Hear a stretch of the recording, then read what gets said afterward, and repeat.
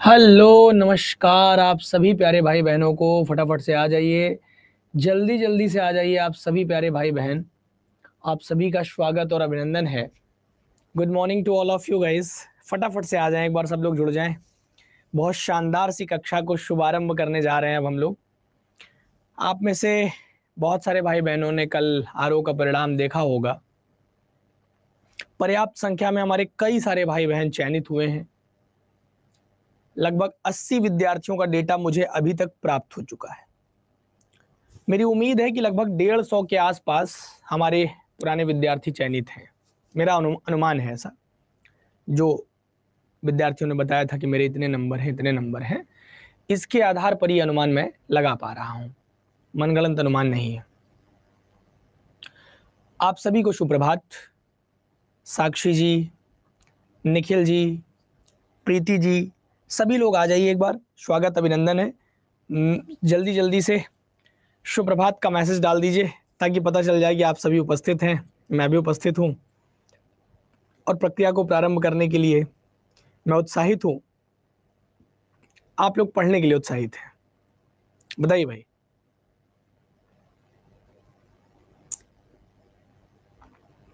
सुप्रभात आप सभी को। आइए शुरू करते हैं। कोई भी पीडीएफ या कुछ भी होता है ना, तो हम उसको अपने टेलीग्राम पर डाल देते हैं। ये टेलीग्राम का हमारा लिंक है जिसके माध्यम से आप जुड़ सकते हैं। मतलब क्यूआर कोड है एक तरह से, जैसे आप फ़ोन पे वगैरह पे पेमेंट करते हैं उसी तरह से इस पर भी आप अपनी प्रक्रिया को आगे ले जा सकते हैं। ठीक है, तो ये एक बार कर दीजिएगा आप लोग। इसको स्क्रीनशॉट ले लीजिए। बिल्कुल बिल्कुल निखिल जी, इस बैच में से 100% आरओ में आपको मदद मिलेगी। थोड़ी बहुत नहीं, 100% मदद मिलेगी। मैंने कहा ना, 100% मदद मिलेगी आपको इस बैच से। ठीक है, 100% मदद मिल जाएगी। पूरा का पूरा मेंस तैयार हो जाएगा बाबू। ठीक है, एकदम परेशान मत हो। पूरे के पूरे मेंस में आपको हम एकदम कह रहे हैं ना कि निष्णात कर देंगे एकदम। बस आपको इतना करना है कि जो मैं रोज का रोज पढ़ाऊं मतलब रेगुलरिटी बहुत इंपॉर्टेंट है। नियमित कक्षाएं आपको करनी है ना, नियमित आपको कक्षाएं करनी है, रोज लाइव आना है, रोज लाइव आना है, लाइव आकर के रोज पढ़ना है, एक भी क्षण की देरी नहीं होनी चाहिए। 9 बजे का मतलब 9 बजे, है ना। मेरिट में रोल नंबर नहीं दिखा रहा है, 127 नंबर है भारती जी। देखो बेटा, इसको लेकर के मैं एक अलग से वीडियो बनाऊंगा, यूट्यूब पर देखना। अभी बात करेंगे तो समय खराब होगा बेटा, है ना, इसलिए अभी बात नहीं करना चाहते, अभी मैं केवल पढ़ाना चाहता हूँ। रचना जी सुप्रभात, सभी को सुप्रभात, good morning to all of you guys. और ये हमारा इंस्टाग्राम प्रोफाइल है, इसको भी आप स्कैन करके ज्वाइन कर सकते हैं। क्या कर सकते हैं? ज्वाइन कर सकते हैं। अगर स्कैन करके ना ज्वाइन कर पा रहे हो, हालांकि आराम से कर सकते हैं, घर के किसी व्हाट्सएप पे डाल दीजिए, उसके बाद अपने फ़ोन से स्कैन कर लीजिए तो लिंक मिल जाएगा, ज्वाइन करके फॉलो कर लीजिए। नहीं तो फिर आप क्या करिए, viveksir.official लिखा हुआ दिख रहा होगा ना, बस यही सर्च करके आपको मेरी प्रोफाइल दिख जाएगी, वहां से आप मुझे ज्वाइन कर सकते हैं, फॉलो कर सकते हैं। आइए अब हम आपको पत्र व्यवहार की स्थितियों के संबंध में चर्चा करते हुए दिखेंगे।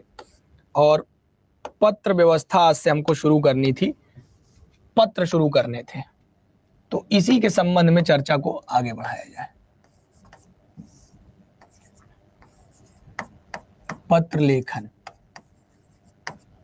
क्या? पत्र लेखन। एक मिनट रुक जाइएगा।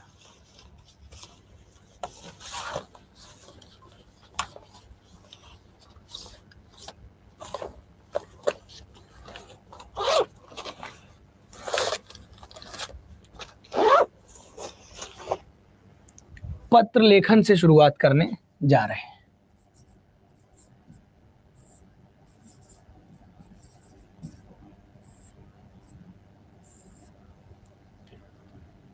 अब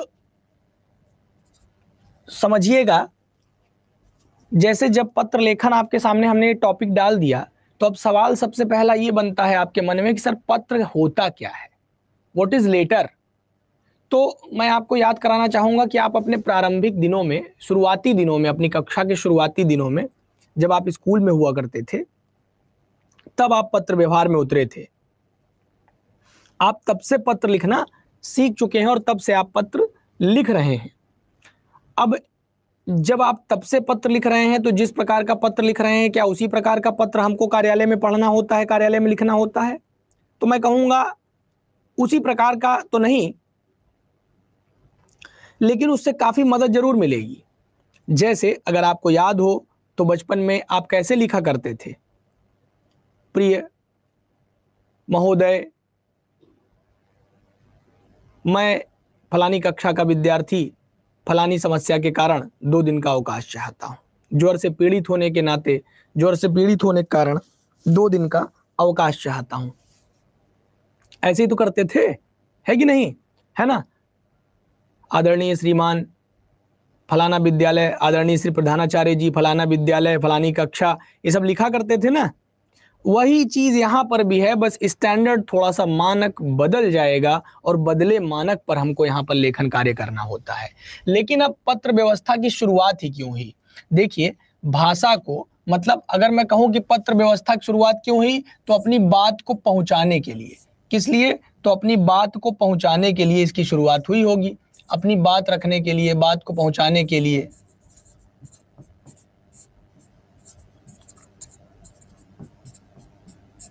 बात रखने या बात को पहुंचाने के लिए इसकी शुरुआत हुई होगी। तो जब बात को पहुंचाने के लिए इसकी शुरुआत हुई है, तो क्या बात को पहुंचाने के अन्य माध्यम नहीं होते? तो भैया हमने पढ़ा है कि भाषा के 3 प्रमुख माध्यम होते हैं। इन 3 माध्यमों से हम अपनी बात को पहुंचा पाते हैं। एक तो वाचन के रूप में, यानी बोलकर,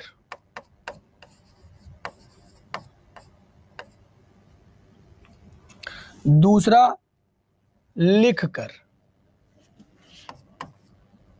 लेखन के रूप में, यानी लिखकर। ये 2 माध्यम होते हैं। और एक जो माध्यम होता है वह सांकेतिक माध्यम होता है। क्या? सांकेतिक माध्यम होता है। तो इन माध्यमों में से किस माध्यम में, इन माध्यमों में से किस माध्यम में हमको पत्र लिखना होता है तो भैया ना तो हम संकेत करके पत्र लिख सकते हैं, मतलब कि ये व्यवस्था भी फेल हो जाएगी पत्र लिखने की दशा में, ना तो हम बोलकर पत्र लिख सकते हैं, अगर बोलकर ही अपनी बात को पहुंचाना होता तो पत्र की जरूरत ही क्यों पड़ती। हाँ, लिख कर अपनी बात को पहुंचा सकते हैं। आप निश्चित ये सोचिए और इस पर प्रश्न सोचिए और इसको उत्तर के रूप में परिणत भी करिए कि सर क्या वास्तव में अगर हमारे पास बोलकर अपनी बात पहुंचाने की व्यवस्था थी तो पत्र व्यवहार में उतरना क्यों पड़ा, क्यों एक नई व्यवस्था पैदा करनी पड़ी। तो मैं आपसे कहूंगा कि हमारे पास लेखन की व्यवस्था होते हुए मतलब हमारे पास जब वाचन की व्यवस्था थी तो वाचन की व्यवस्था होते हुए भी पत्र की आवश्यकता क्यों पड़ी, क्योंकि देखिए का मतलब अपनी गति होती है ना। कैसे, तो हमने आपको कहा कि पत्र का मतलब होता क्या है, तो पत्र के लिए मैं आपको समझाऊंगा कि व्यवस्थाएं होती हैं इसकी, क्या होती हैं, इसके संबंध में कुछ व्यवस्थाएं की गई होती हैं। जैसे अगर मैं आपको कहूं तो पत्र विशिष्ट आलेखन होता है ना। ये करता क्या है कि संदेशों को प्रेषित करने का काम करता है। अब सवाल ये उठता है कि संदेशों को मौखिक भी तो प्रेषित किया जा सकता था, संदेश मौखिक भी तो प्रेषित किए जा सकते थे, मौखिक रूप से भी तो प्रेषित किए जा सकते थे।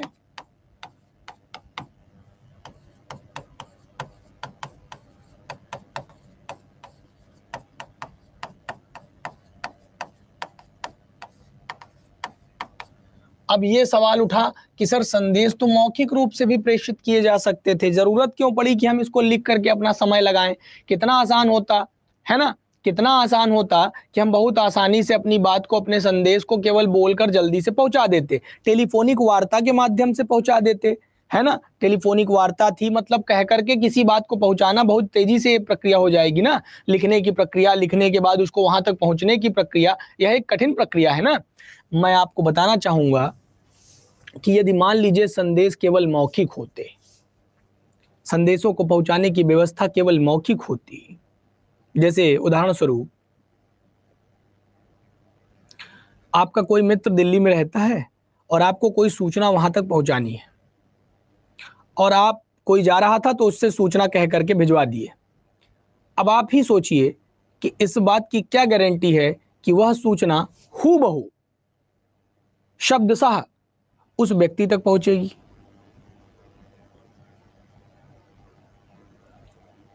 उस सूचना में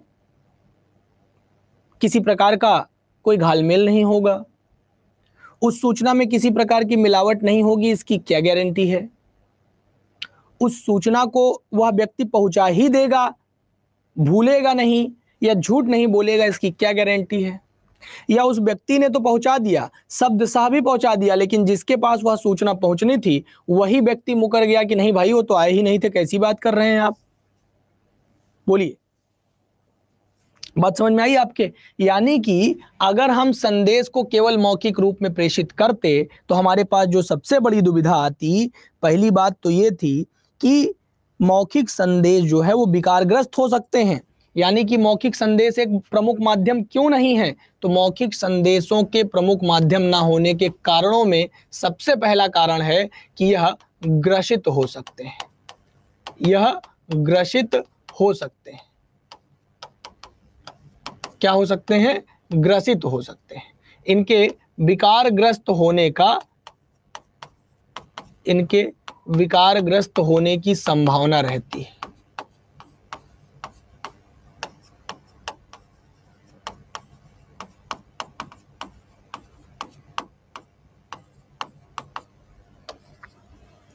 इनके विकारग्रस्त होने की संभावना रहती है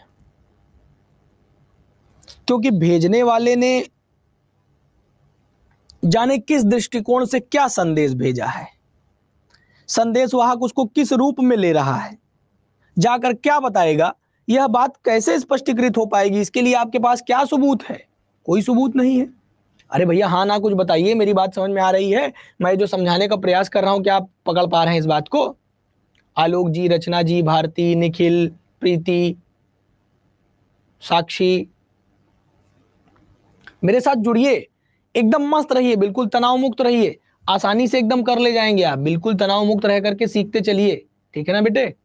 हाँ, एकदम तनाव मुक्त रहिए, बिल्कुल एकदम मस्त, बस मुझे सुनते रहिए, बस कान में ईयरफोन डाल करके कॉपी कलम लेके बैठिए, है ना, बस। अब देखिए, तो फिर इसका मतलब ये हुआ। अच्छा, अब आप कहेंगे कि सर हम किसी को संदेश ना कहते बल्कि अपनी बात को स्वयं कह देते, स्वयं कह देते। अब अगर अपने संदेश को आप स्वयं कह देते तो आपकी तो एक सीमा है, आप अपने संदेश को पूरी दुनिया भर में घूम घूम के थोड़ी कह देते। आप बैठे हैं प्रयागराज में और संदेश पहुंचाना है दिल्ली, संदेश पहुंचाना है अमेरिका, संदेश पहुंचाना है किसी दूतावास में, संदेश पहुंचाना है किसी कार्यालय में, संदेश पहुंचाना है किसी विभाग में, कहां कहां जा कहेंगे, कहां कहां जाके कहेंगे। और कह देने मात्र से आपकी अकाउंटेबिलिटी तो तय नहीं होती, और अगर आपकी जिम्मेदारी थी, आपने कह भी दिया होगा, तो सामने वाले की अकाउंटेबिलिटी कैसे तय होगी कि उसने अपने आधिकारिक पद का कोई गलत इस्तेमाल नहीं किया है। आप इस बात को सोच कर देखिए कि अगर पत्र व्यवहार ना होता हमारे पास, तो आप किसी कार्यालय में अपना काम ना करा पाते।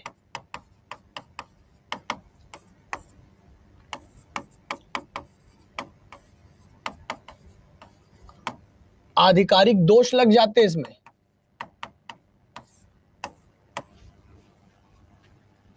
समझ पा रहे हैं आप, अपना काम करा पा रहे हैं आप, क्यों? क्योंकि आपके पास एक कागज है जिस पर आपने चीजें लिख करके दिया था, और वह स्पीड पोस्ट के माध्यम से वहां पहुंची है, और उसका जवाब आना, उसका प्रत्युत्तर होना निर्धारित किया जाएगा। बात समझ में आ रही है ना। और भाषा की, ध्वनि की अपनी एक गति होती है, वह गति कई हजार किलोमीटर तक नहीं जा सकती। आप अपनी बात को किसी से तभी तक कह करके बोल सकते हैं जब तक आपकी ध्वनि वहां तक पहुंच रही है। इसमें भी एक दोष है। ध्वनि के माध्यम से आप अपनी बात अगर कहने के लिए निकलेंगे, मान लीजिए कोई व्यक्ति 200 मीटर दूरी पे खड़ा है और आप अपनी बात पहुंचाने के लिए चिल्ला चिल्ला करके उससे बताएंगे। अच्छा, क्या गारंटी है कि आप अपनी बात चिल्ला चिल्ला करके बताएंगे तो बाकी लोग उसको नहीं सुनेंगे? कोई गोपनीय सूचना हुई तब। तो अपनी बात को ध्वनि के प्रभाव से कहने के लिए, तीसरी बात सुनिए, ध्वनि के प्रभाव से अपनी बात कहने के लिए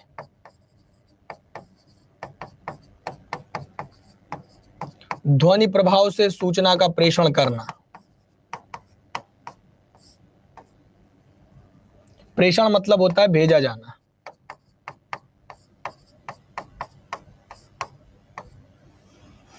अगर आप ध्वनि के प्रभाव से इसको भेजते तो क्या दुविधा आती? सूचना की गोपनीयता पर असर पड़ता।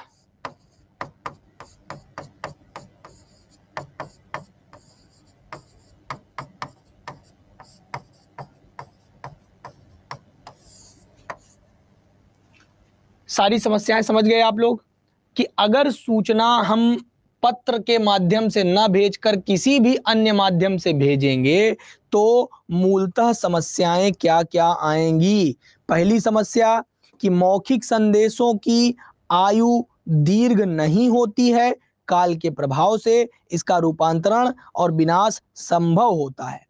मान लीजिए कि आपने जो संदेश भेजे वह संदेश आगामी समय में, मान लीजिए कि उस व्यक्ति के दिल्ली पहुंचने के बाद तुरंत उसको वो व्यक्ति नहीं मिला जिस तक आप संदेश पहुंचाना चाहते थे, तो जो संदेश जैसे शब्दशः था उसमें कोई न कोई परिवर्तन हो सकता है। मान लीजिए हम ना भी चाहते हो तो भी हमारा मस्तिष्क का एक क्षमता है ना, शब्दशः हम उस संदेश को, एक लाइन का संदेश तो होगा नहीं, संदेश बड़े हो सकते हैं। संदेश एक शब्द का भी होगा तो अरे यार क्या कहे थे, याद ही नहीं आ रहा है, कुछ तो कहने को कहे थे हमसे, हम आपसे मिल रहे हैं, देखिए अभी याद आ रहा है, कुछ हमको बहुत जरूरी बात कह के भेजे थे लेकिन हमको ध्यान नहीं आ रहा है।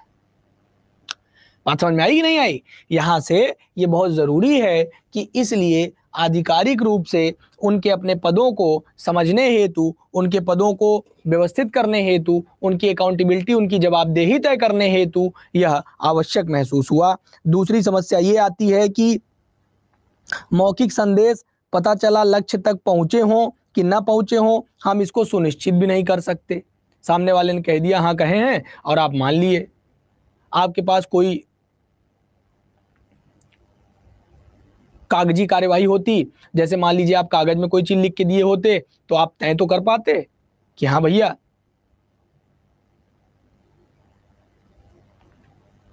हम इस नाते कह पा रहे हैं कि हमारी सूचना निर्धारित रूप से पहुंची है, क्योंकि हमारे पास जो हमने पेपर भेजा था उसका एक दस्तावेज भी है।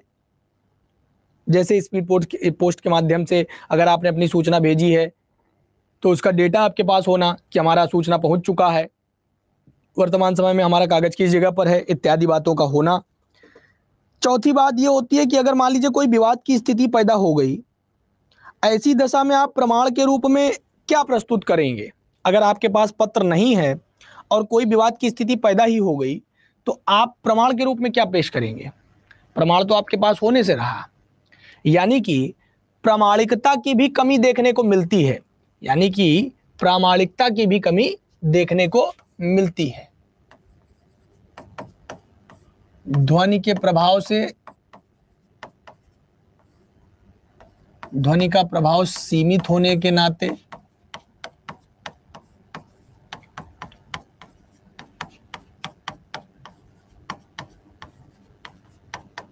गोपनीयता पर प्रभाव,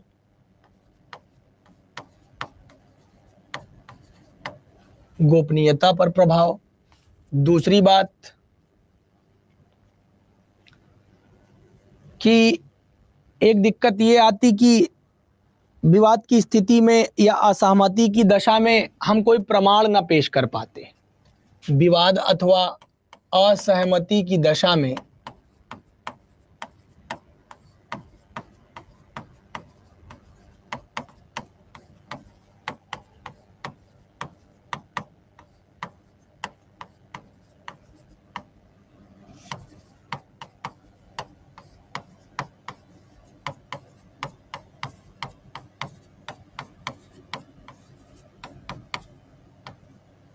हम कोई प्रमाण न दे पाते।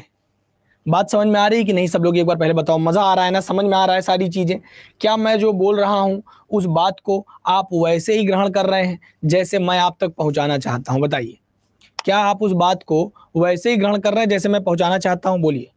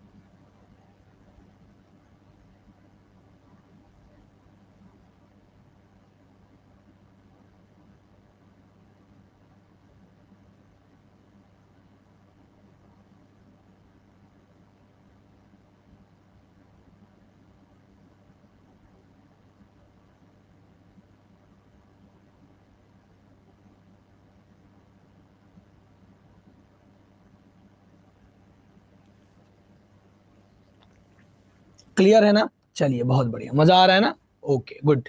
तो हमने दो बातें आपको बताई कि ध्वनि के प्रभाव सीमित होते हैं तो ये दिक्कतें आती हैं कि गोपनीयता चली जाएगी। आप चिल्ला चिल्ला करके, अरे मान लीजिए आपको अपने प्रेम के विषय में ही बताना है कि भैया हमको किसी से प्रेम हो गया है, तो आप कैसे बता पाएंगे। मान लीजिए 1 किलोमीटर दूर कोई व्यक्ति है, पत्र है आपके पास, तो पत्र व्यवस्था के माध्यम से पूरी गोपनीयता और शब्दशः जो आपके हृदय में है वह सीधा शब्दों में उतर करके सामने वाले के हृदय में उतर सकता है। लेकिन आप चिल्ला चिल्ला करके बताएंगे, पूरी दुनिया सुन लेगी। ठीक है, जो आप पूरी दुनिया छुपा रहे थे वो पूरी दुनिया फिर ही सुन लेगी। और आप अपने दोस्त के माध्यम से पहुंचाए तो पता चला दोस्त गया, उसको अपने माध्यम से कह चला आया, अपनी सेटिंग कर लिया, आप रह गए। ठीक है, हास्य में ही बोल रहा हूं, लेकिन आप इसको थोड़ा सा सीरियसली समझिएगा कि ये दिक्कतें आती हैं। एक बार तो ऐसा भी समझिए कि कई बार ऐसा भी होता है कि संदेशों के रूप में बहुत महत्वपूर्ण विषय भी आते हैं। हाँ, तो उनका भावी मार्गदर्शन और अतीत के अवलोकन में उसको संरक्षित भी रखा जाना होता है। यानी कि कई बार सूचनाओं को, संदेशों को संरक्षित रखा जाना अनिवार्य होता है। कई बार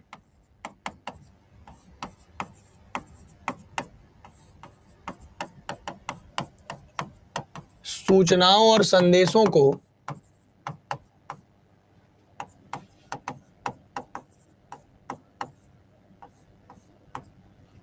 संरक्षित रखा जाना अनिवार्य होता है।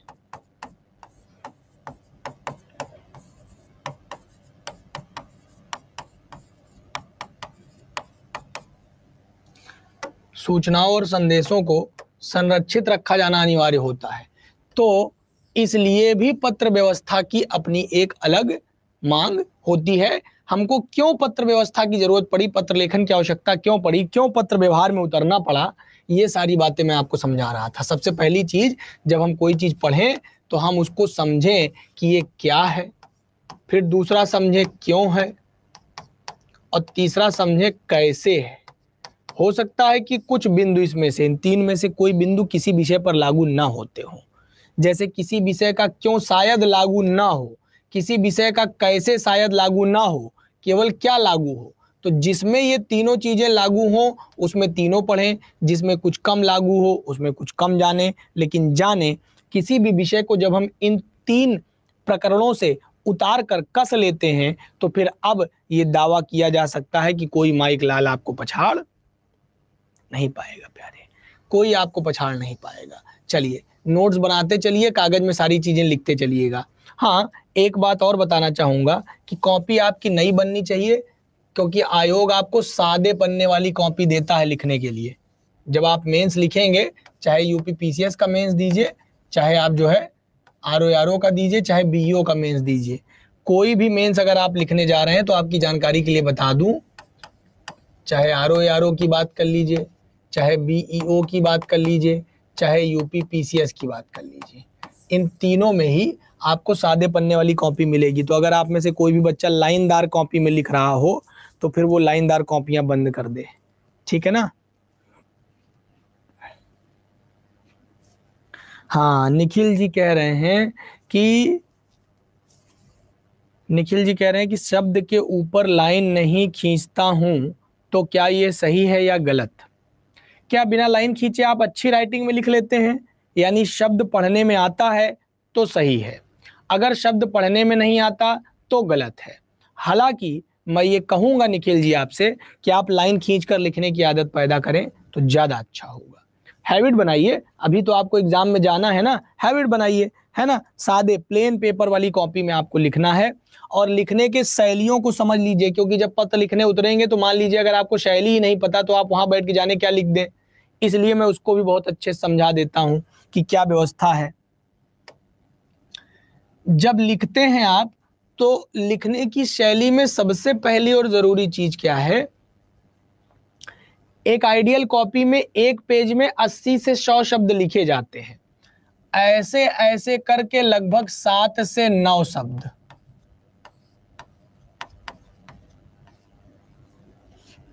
और ऐसे ऐसे करके लाइनें, पंक्तियां कितनी हो सकती हैं, तो लगभग 11 से 15, ये मैक्सिमम है 15।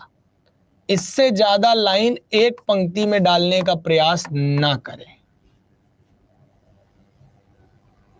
यानी लगभग 80 से 100 शब्द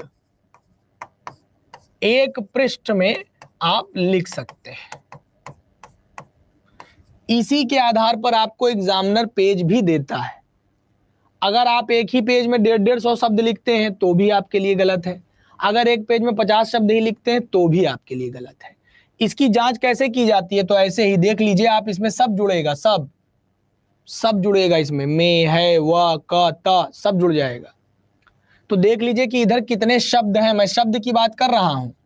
राम घर जाता है तो राम 1, घर 2, जाता 3, है 4, समझ गए। ऐसे जोड़ना है तो जोड़ लीजिए और देखिए कि आपकी कॉपी एक आइडियल कॉपी है कि नहीं। नहीं है तो बनाइए। दूसरी चीज, काले और नीले रंग के अलावा किसी भी कलम का इस्तेमाल नहीं करना है, इसके अलावा किसी भी कलम का इस्तेमाल नहीं करना है। एक बार मैं आपको कहूंगा कि आप V7 या V5 पेन यूज करके देखिएगा अपनी कॉपी में, बहुत शानदार राइटिंग बनती है। अगर आप इससे लिख लें तो बहुत अच्छा। राइटिंग आपके एग्जामिनेशन में आपके लिए बहुत शानदार रोल प्ले करता है। तो ध्यान रखिएगा कि लेखन में सुधार बहुत आवश्यक है। लेखन में आपकी राइटिंग का बड़ा गजब का असर पड़ता है। अगर राइटिंग अच्छी है तो आप परीक्षक को खूब प्रभावित करते हैं, अपनी कुछ गलतियां छुपा लेते हैं। लेकिन अगर आपकी राइटिंग में कोई कमी है तो आप परीक्षक को उतना प्रभावित नहीं कर पाते और अपनी कमियों को जाहिर कर बैठते हैं। इसलिए इन दोनों बातों का ध्यान रखना है, और दोनों बातों का ध्यान रखने में एक चीज ध्यान रखिएगा कि आपको स्पीड भी मेंटेन करनी है। यानी कि एग्जाम के समय के अनुरूप आपकी स्पीड क्या होनी चाहिए, टाइम के अकॉर्डिंग आपकी कितनी स्पीड होनी चाहिए,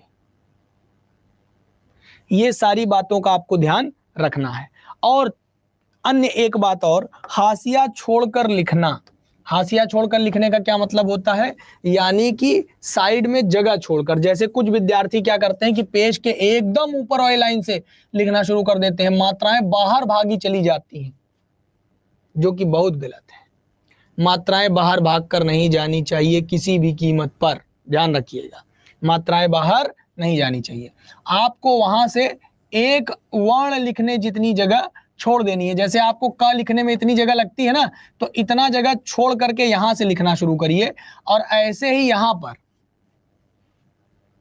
कम से कम एक पेन रखने में जितनी जगह कॉपी में निकलती है उतनी जगह इधर से छोड़िए, और एक पेन रखने जितनी जगह इधर से छोड़िए। समझ गए? ये एक आइडियल कॉपी होगी, इसी के आधार पर आपको आगे बढ़ना है। बहुत सारे बच्चे ऐसी वाली कॉपी इस्तेमाल करते होंगे,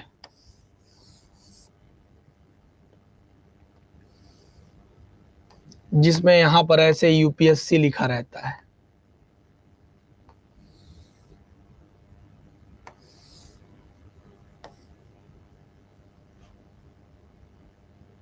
है ना? तो इस तरह वाली कॉपी भी इस्तेमाल करते हैं। तो यहां पर एक कलम जितनी जगह छोड़ करके लिखना है। ये वाली कॉपी मैं आपको इस्तेमाल करने की सलाह नहीं देता, ये केवल आपका समय और श्रम खराब करेगी, पेज भी खराब करेगी। आप यही यूज करिए, और अपने आप ये तय करिए कि मुझे इतनी जगह छोड़ करके लिखना है। नीचे लाइन में आते समय यहाँ पे आप लिखना बंद कर दीजिए, मतलब एक वर्ण ऊपर से एक वर्ण नीचे से। क लिखने में जितनी जगह ऊपर छूट रही है, क लिखने में जितनी जगह नीचे बच रही है, इतना इतना छोड़कर। और यही चीज आप यहाँ पे भी मान लीजिए कि लगभग 2 वर्ण लिखने जितना जगह इधर और 1 वर्ण लिखने जितना जगह इधर। यानी क ख लिखने में जितनी जगह लगेगी उतना इधर से छोड़िए, और क लिखने में जितनी जगह बचेगी उतना इधर से छोड़िए। ये चीजें आपको ध्यान रखनी है। कितने लोग ऐसा पहले से करते आए हैं, जरा बताइए। कितने लोग इस व्यवस्था में पहले से हैं, मतलब ये चीज वो पहले से करते रहे हैं, बताने का इंतजार नहीं कर रहे थे बल्कि पहले से ही वो ऐसा करते आए हैं। ऐसे कितने बच्चे हैं?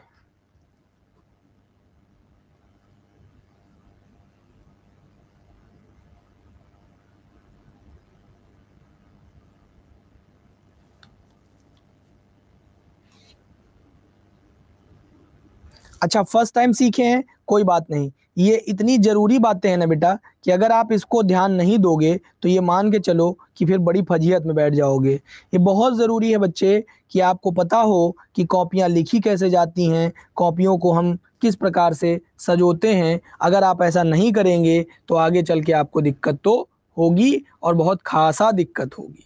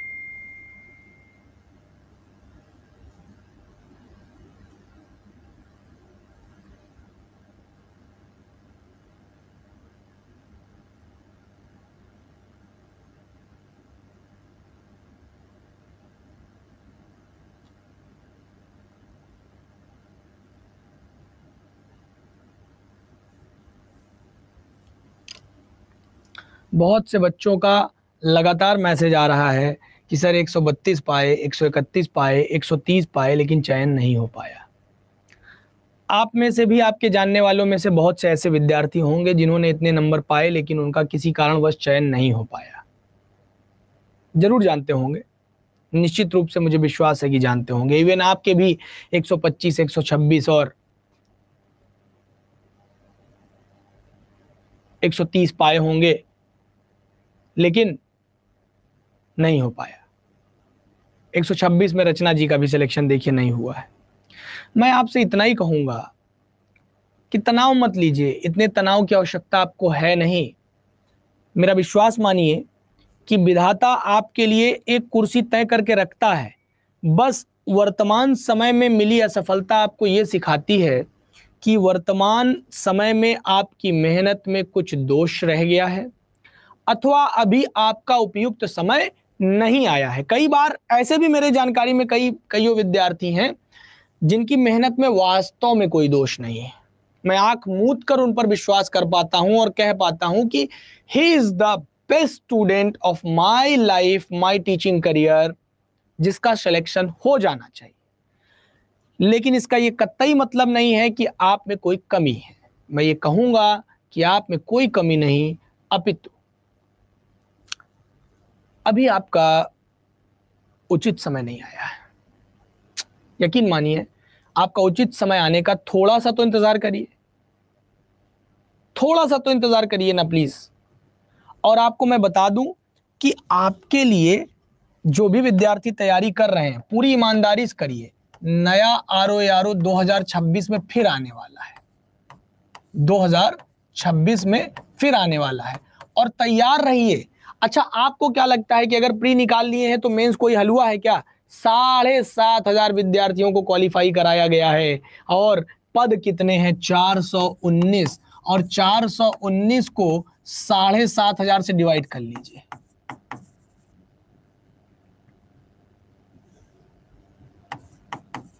$7,500 से 419 को डिवाइड कर लीजिए। आप खुद ही जान जाएंगे कि एक सीट पर कितना करारा प्रहार है। और यहां विद्यार्थी क्या कहते हैं कि सर हम पहले प्री की तैयारी कर लेंगे, जब प्री निकल जाएगा तब मेंस की तैयारी करेंगे। मैं चिल्लाता रहता हूं कि बेटा मेंस की क्लास करो, मेंस की क्लास में बैठो, मेंस की क्लास में बैठ करके तैयारी शुरू करो, सीखो कि कैसे लिखा जाता है, लेखन शैली विकसित करो। और ये एक दिन में विकसित होने वाली कला नहीं है, ये 3 से 5 माह का समय मांगती है। उसके बाद भी लगातार अभ्यास करना ही पड़ता है, और जब आप लग कर अभ्यास करते रहते हैं तब जा करके वो दिन आता है कि आप चयनित हो पाएंगे। नहीं मतलब मैं आपको एक एग्जाम्पल भी दे सकता हूं बहुत शानदार। आपने हाल फिलहाल में यूपीएससी की टॉपर देखा होगा, एक जो है महिला रही, और बताया उन्होंने कि मैं लगातार असफल रही हूं, मेरा अंतिम प्रयास था, अंतिम प्रयास में मैं पहली रैंक पर हूं। इसके पहले उनका एक भी बार प्री भी नहीं निकला था। ये क्या दर्शाता है? ये दर्शाता है कि लगातार असफल बच्चा जो कि प्री नहीं निकाल पा रहा था, उसका फोकस कंप्लीट एग्जाम पर था। उसका फोकस क्या था? अभी भी कंप्लीट एग्जाम पर था, ना कि केवल और केवल प्री पर। हमारे सामान्य परिवारों के बच्चे, मिडिल क्लास फैमिली से आने वाले बच्चे, स्मॉल टाउन से, ग्रामीण क्षेत्रों से आने वाले बच्चे इस बात को समझ ही नहीं पाते कि वास्तव में तैयारी संपूर्ण चीज की होती है। अरे भाई, जब एक मकान बनाया जाता है तो क्या एक ईंट से बनाया जाता है क्या, या केवल ईंट से बनाया जाता है? मैं कहता हूं एक ईंट नहीं, आपके पास जो है 1 कुंटल ईंट है, या यूं कह दीजिए कि 20 ट्रक आपके पास ईंट है, उतने कमरा तैयार हो जाना चाहिए। लेकिन केवल ईंट मकान तैयार करने के लिए पर्याप्त है क्या? नहीं। मजदूर चाहिए, जमीन चाहिए, मसाला चाहिए, इत्यादि, सरिया चाहिए, और एक टेक्नोलॉजी चाहिए, एक मस्तिष्क चाहिए। और जब ये सब हो जाए तो उसके बाद ताकत चाहिए कि खड़े होकर के उसको एक नई दशा दिशा दी जाए। और इतने पर भी काम नहीं होता, जब ये बन जाता है तो आपकी जिम्मेदारी और बढ़ जाती है कि अब उसकी मरम्मत समय समय पर होती रहे, उसमें रहने वाले लोग खुशहाल रहें। ये आपकी जिम्मेदारी होती है कि नहीं होती है? आप ही बताइए ना। होती है ना? तो जब इतना सारा चीज होता है तो आप इस एग्जाम को इतने हल्के में क्यों ले लेते हैं कि मैं केवल प्री पढ़ लूंगा तो प्री से मेरा कुछ हो जाएगा? आपको लिखने की प्रैक्टिस तो पहले दिन से करनी ही पड़ेगी, नहीं करेंगे तो कैसे काम चलेगा। बात समझ में आ रही है ना। तो अगर किसी कारणवश आप आगे पीछे रह गए हैं तो तनाव मुक्त रहिए। अभी आपके पास बीईओ की वैकेंसी है, अभी आपके पास नया आरओ एआरओ आ रहा है, अभी बीईओ के लिए लग जाइए। अभी आपके पास यूपी पीसीएस है, इसके लिए लग जाइए। अभी यूपी पीसीएस में आप देखेंगे तो प्री के लिए अभी आप लोग तैयारी कर रहे होंगे, इस समय प्री ही पढ़िएगा। यूपी पीसीएस वाले बच्चों से मैं कहूंगा कि प्री में फोकस रहिएगा, ठीक है ना, है ना। हाँ, अब देखिए,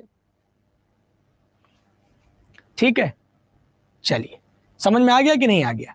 करेक्ट मेरी भाई बहन सब लोग बता दो एक बार जल्दी से, मेरे प्यारे लाल लालियों, क्लियर। चलिए, तो अब मैं बातचीत बंद करके थोड़ा सा मामले को आगे लेके चलता हूं, ताकि आपको मैंने जितनी काम की बात थी लिखने के संबंध में सब मैंने बता दिया, क्योंकि अगर ये आप ना जानेंगे तो आगे चल के दिक्कत करेंगे, फिर परेशानी बढ़ेगी, ठीक है। क्योंकि आपकी कॉपियों को देखने की व्यवस्था अलग अलग करेंगे, ठीक है ना। तो ये बात मैंने बता दिया, ये नियम फॉलो करते हुए ही आगे लिखना पढ़ना है। अब देखिए, जब ये तय हो गया कि पत्र व्यवहार और पत्र व्यवस्था में अब हम उतरेंगे और पत्र जरूरी है, तो मैं आपको बताऊंगा कि पत्र जो है वो शासन प्रशासन का एक जटिल ढांचा होता है।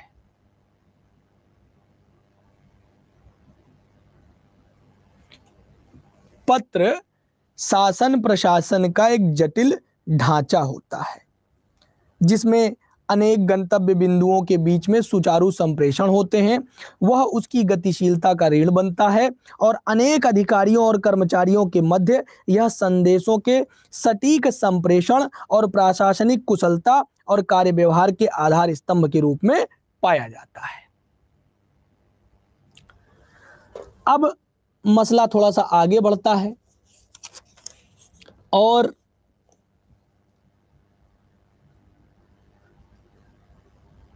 मैं बताना चाहूंगा कि पत्र में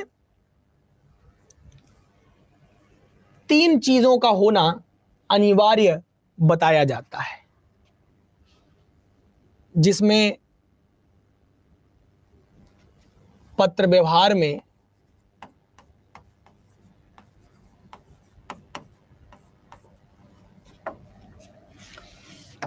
सबसे पहली चीज होती है पदीय दायित्व।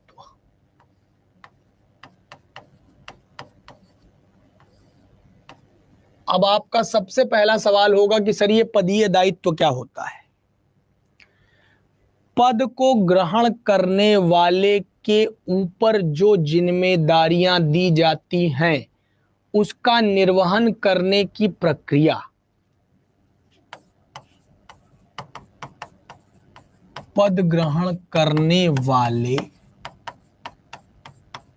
व्यक्ति को जो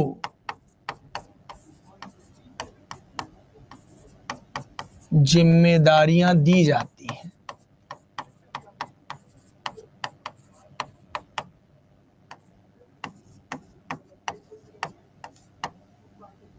उसका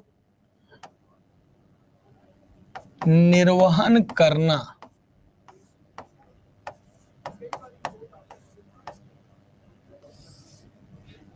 पद का दायित्व होता है ना। जैसे पिता होने के नाते पिताजी अपने दायित्व का निर्वहन कर रहे हैं कि जो आपको चाहिए, जितना चाहिए, जैसे चाहिए, जो आप चाहते हैं वैसे वैसे वो कर रहे हैं। माताजी मां होने के नाते अपना दायित्व का निर्वहन कर रही हैं। मित्र होने के नाते अपने पद का, अपने मित्रवत पद का निर्वहन कर रहा है। उसी प्रकार जब आप सरकारी सेवाओं में जाते हैं तो सरकारी सेवाओं में आप जिस पद पर जाते हैं उसका एक दायित्व होता है और उस दायित्व के ही आधार पर आपकी जवाबदेही तय होती है। क्या? उसी के आधार पर आपकी जवाबदेही तय होती है। क्या होता है? तो उसी के आधार पर ही आपकी जवाबदेही तय की जाती है, यानी पद के दायित्व के आधार पर ही आपकी जवाबदेही तय की जाती है।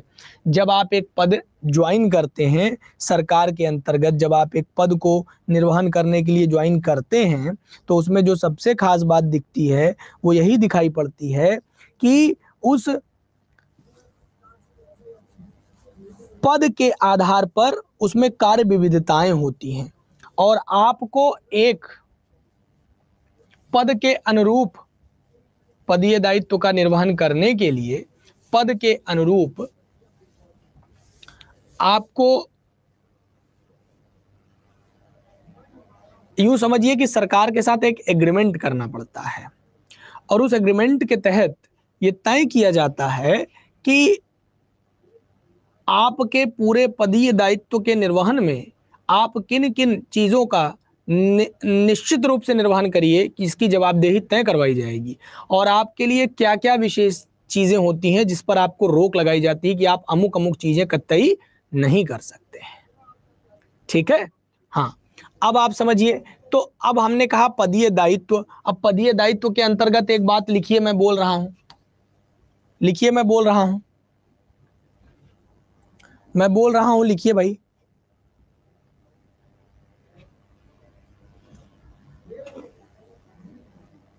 बोले,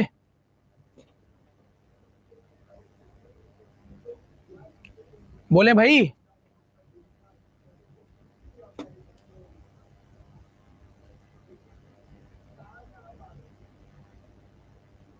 चलिए,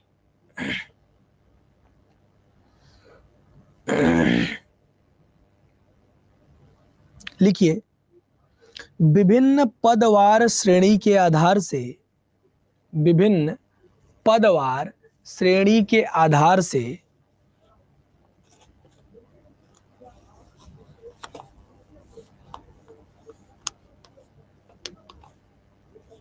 विभिन्न पदवार श्रेणी के आधार से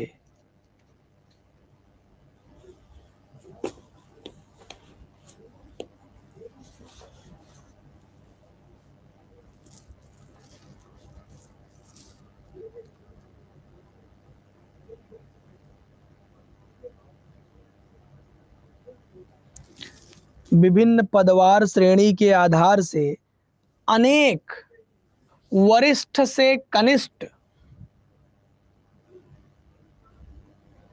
अधिकारी इसमें शामिल होते हैं। वरिष्ठ से कनिष्ठ अधिकारी इसमें शामिल होते हैं।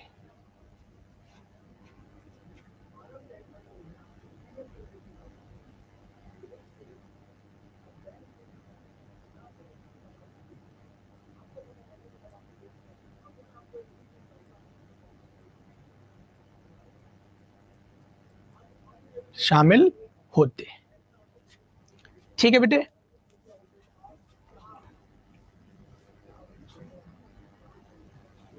चलो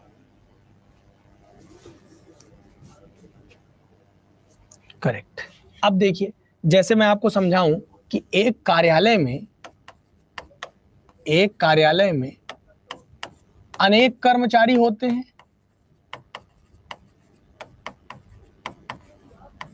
एक कार्यालय में तो बहुत सारे कर्मी होते हैं, बहुत सारे कर्मचारी होते हैं। कर्मी या कर्मचारी कह दीजिए, यानी बहुत सारे एम्प्लॉइज होते हैं। अब बहुत सारे एम्प्लॉइज में किसी का पद सीनियर का पद, कोई सीनियर पद ग्रहण करता है, कोई जूनियर पद ग्रहण करता है कि नहीं करता। जैसे आप ही देख लीजिए कि आपके सरकारी सेवाओं में, अगर आप सरकारी सेवाओं में बात करें तो 4 प्रकार के पदों का निर्वहन करते हैं लोग। एक समूह क, जिसको सेक्शन ए या क्लास ए बोलते हैं, या तो इसको आप समूह क कह दीजिए या क्लास ए बोल दीजिए। एक बी यानी ख, तो समूह ख या क्लास बी बोल दीजिए।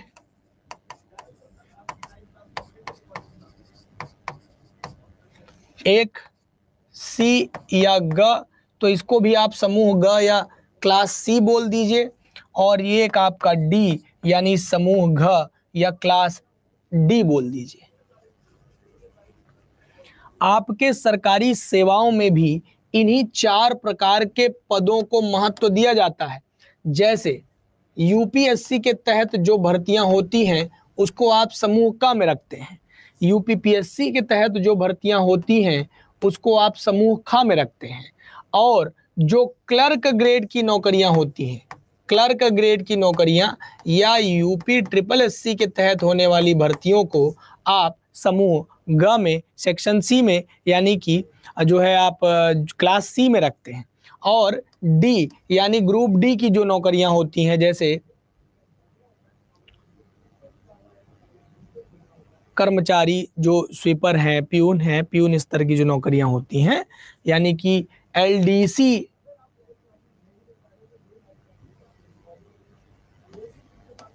इस तरह की जो नौकरियां होती हैं उसको आप समूह घ में रखते हैं। समझ गए? अब लगभग इन सेवाओं को समाप्त करने वाले हैं। लगभग करने वाले क्या है, हो ही गया है। आज की डेट में ग्रुप डी की भर्तियां आती कहां हैं? न्यायालयों को अगर छोड़ दें और बैंकों को छोड़ दें तो आज की डेट में ये भर्तियां लगभग समाप्त हैं। क्लर्क ग्रेड की भर्ती से लेकर के टॉप लेवल तक की भर्तियां ही आजकल आपको देखने को मिलती हैं। अब इसको हम कह सकते हैं ना कि किसी कार्यालय में सीनियर से लेकर के जूनियर यानी कि वरिष्ठ से लेकर के कनिष्ठ, वरिष्ठ से कनिष्ठ और कनिष्ठ से लेकर के वरिष्ठ तक के लोग शामिल होते हैं। तो क्या इसमें जो वरिष्ठ अधिकारी के पदीय दायित्व हैं वही कनिष्ठ के भी होंगे? होंगे? यस या नो में उत्तर दीजिए। क्या जो पदीय दायित्व एक वरिष्ठ कर्मी के, वरिष्ठ कर्मचारी के हैं, क्या वही जो है कनिष्ठ कर्मचारियों के भी होंगे क्या?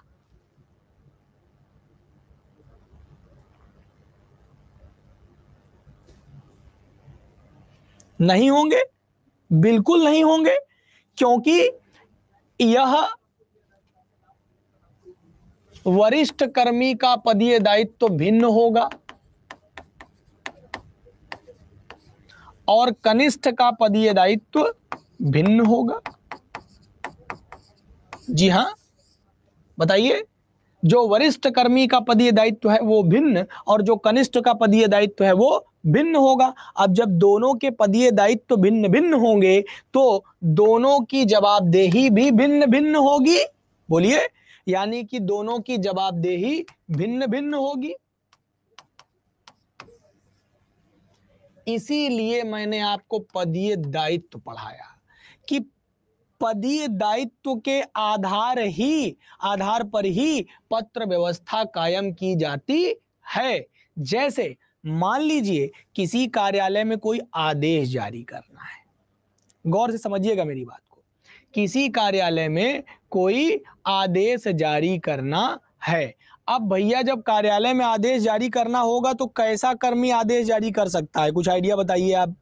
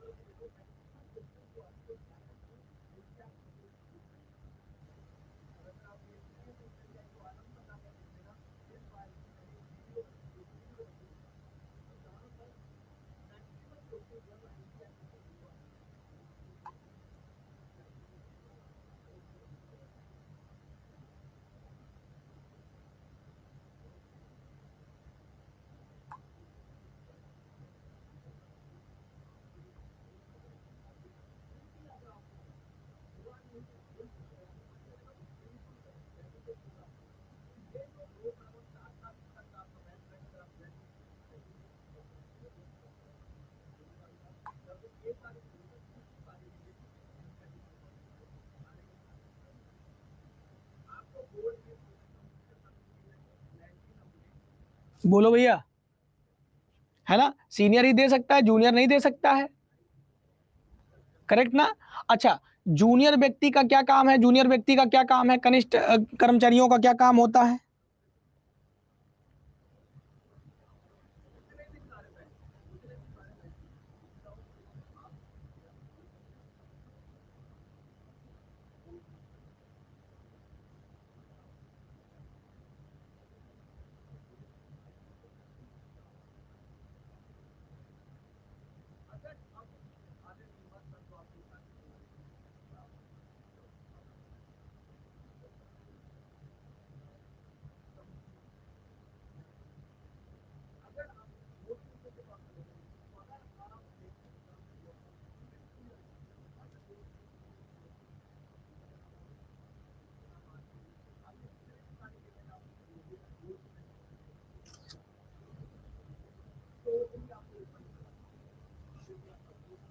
चलिए, बहुत शानदार।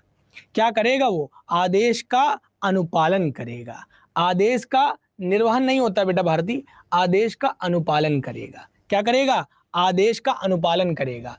यानी कि एक कार्यालय किनके आदेशों से चलेगा? तो एक कार्यालय चलता है किनके आदेशों से? तो एक कार्यालय चलता है वरिष्ठ कर्मियों की बुद्धि से, उनके किसके आदेशों से।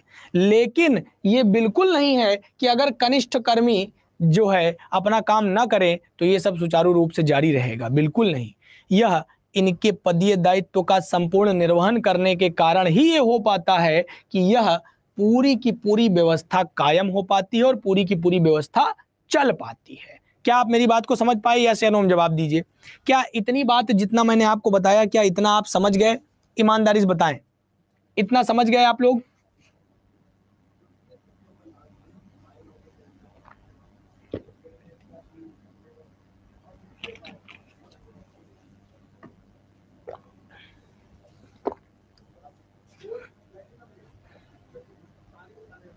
करेक्ट, ठीक। एक बार और बता दीजिए, मजा आ रहा है ना? एनर्जी महसूस हो रही कि नहीं? क्या गुरु, अब तो सरकारी सरकारी चीज पढ़ने को मिल रहा है, एकदम गजब। ये सब जब जाएंगे तो हम लोग करेंगे भी नौकरी में। ये सब जो आप पढ़ के जाते हैं ना, ये सब नौकरी में जाकर के इसका प्रयोग करना होता है, मालूम है कि नहीं? बताइए क्यों? पक्का आनंद आ रहा है, मजा आ रहा है? अच्छा, एक बार जरा सा आप लोग ये भी कमेंट कर दीजिए कि आप लोग कहाँ कहाँ से बिलोंग करते हैं, किसकी जगह से हैं, तो मुझे एक रफली आइडिया लग जाएगा आप लोग के बारे में। कहाँ कहाँ से बिलोंग करते हैं आप लोग, थोड़ा सा आप लोग के बारे में भी जान लूं तब आगे बढ़ूं। कहाँ कहाँ से बिलोंग करते हैं आप लोग?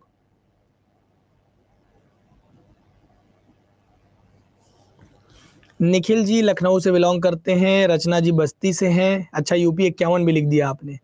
रुचि जी हरदोई डिस्ट्रिक्ट से हैं, अलीगढ़ से हैं भारती जी, बहुत बढ़िया। और बाकी लोग भी जवाब दीजिए।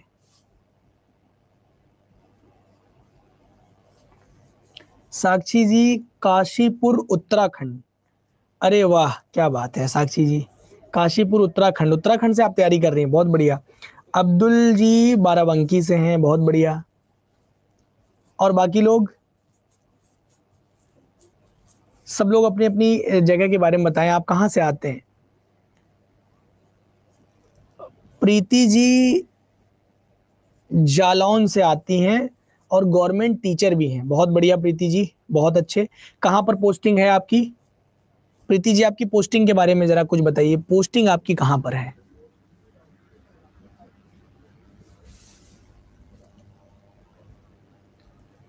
एक तो जालौन दतिया, वो एमपी वाला ना, झांसी जालौन दतिया वाला जो है एमपी। जालौन तो खैर यूपी में ही आता है, दतिया से एमपी लग जाता है, मतलब एमपी आपके एकदम नजदीक होगा, बिल्कुल बॉर्डर पे ही ना, जालौन में ही। अच्छा, हाँ निखिल जी का घर उन्नाव डिस्ट्रिक्ट में है लेकिन रहते लखनऊ में है, अच्छा बहुत बढ़िया। उत्तराखंड तो मैं एक दो बार गया हूँ, थोड़ा बहुत घूमा हूँ, बड़ा मन करता है, उत्तराखंड बड़ी खूबसूरत जगह लगती है मुझे, तो हो सकेगा तो मैं घूमने आऊँगा जल्दी ही वहाँ पर। उरई से, अच्छा उरई से हैं प्रीति जी, ओके, बहुत बढ़िया, बहुत अच्छे। चलिए ठीक है। और आप लोगों को मैंने बताया कि अगर आप में से किसी भी बच्चे को कोई भी सवाल हो, या मान लीजिए कोई भी दिक्कत आ रही हो, कोई भी अगर आपको चीज़ लगती है जहां पर आपको लगता है कि आपको ये सवाल पूछना चाहिए, ये बात करनी चाहिए, ये बात कहनी चाहिए, तो आप जो है, मैंने आपको बताया कि आप इंस्टाग्राम पर viveksir.official के नाम से मुझे अपनी बात लिख करके भेज सकते हैं, कोई दिक्कत वाली बात नहीं है। ठीक है, आइए अब थोड़ा सा और आगे चलेंगे। पदीय दायित्व तो मैंने आपको समझा दिया। अब पत्र व्यवहार में दूसरी सबसे महत्वपूर्ण चीज होती है कार्य विविधता। कार्य विविधता, अब जब आप पदीय दायित्व का निर्वहन करेंगे, यानी पहला तो मैंने आपको बता दिया पदीय दायित्व,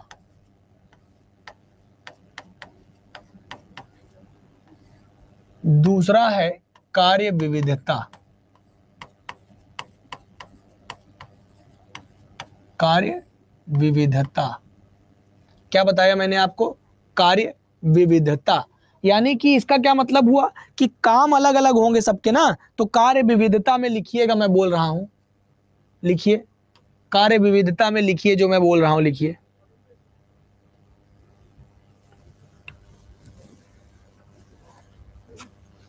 लिखिए, भिन्नतापूर्ण कार्यों को अलग अलग निहितार्थों से, भिन्नतापूर्ण कार्यों को अलग अलग निहितार्थों से संपादित किए जाने की आवश्यकता होती है। अलग अलग कार्यों को, भिन्नतापूर्ण कार्यों को अलग अलग निहितार्थों से संपादित किए जाने की आवश्यकता होती है।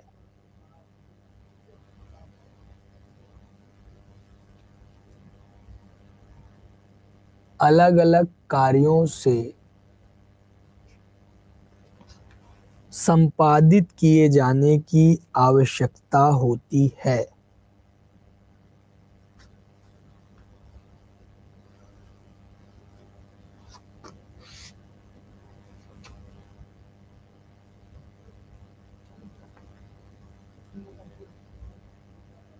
भिन्नतापूर्ण कार्यों को अलग अलग निहितार्थों से संपादित किए जाने की आवश्यकता होती है। करेक्ट ना? क्या समझे?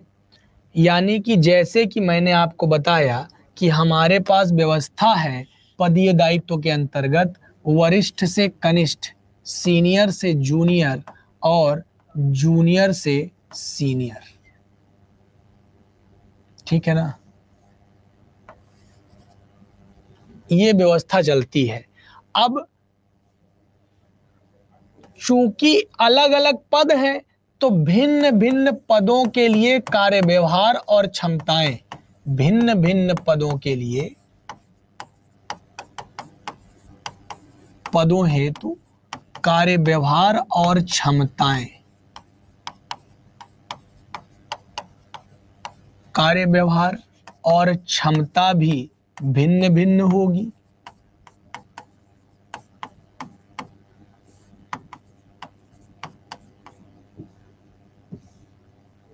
कार्य व्यवहार और क्षमता भी क्या होगी? भिन्न भिन्न होगी। जाहिर सी बात है कि अलग अलग पद हैं तो अलग अलग कार्य व्यवहार होगा, अलग अलग कार्य क्षमता होगी, और उसी के आधार पर उनकी जवाबदेही तय की जाएगी। क्या आप ये बात समझ पा रहे हैं? क्लियर है ना एकदम से? अब देखिए नेक्स्ट मामला जरा सा समझिए। तीसरी जो सबसे जरूरी चीज होती है बेटे इसमें, वो होती है पद सोपानिक क्रम व्यवस्था। क्या होती है? पद सोपानिक क्रम व्यवस्था। ये क्या होता है प्यारे? पद सोपानिक क्रम व्यवस्था।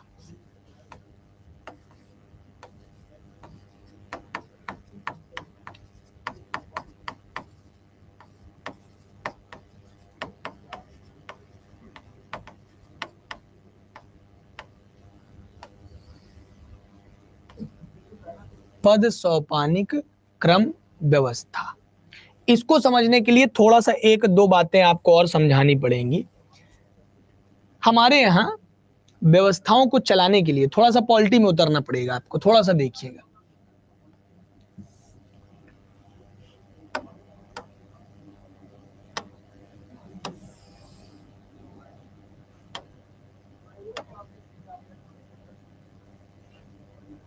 ठीक है?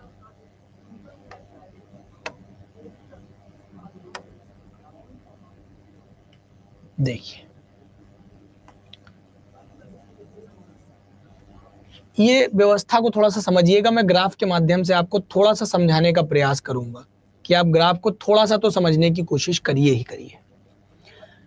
जैसे यहां पर ये केंद्र है,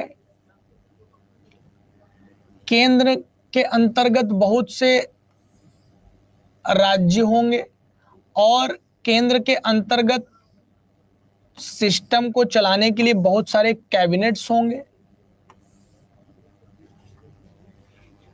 यस,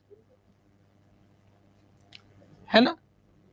बहुत सारे कैबिनेट्स होंगे इनको चलाने के लिए, और जब इनको चलाने के लिए बहुत सारे कैबिनेट्स होंगे तो इन कैबिनेट का एक मंत्री होगा।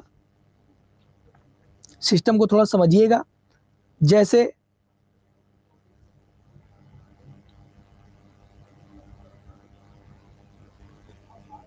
ठीक, तो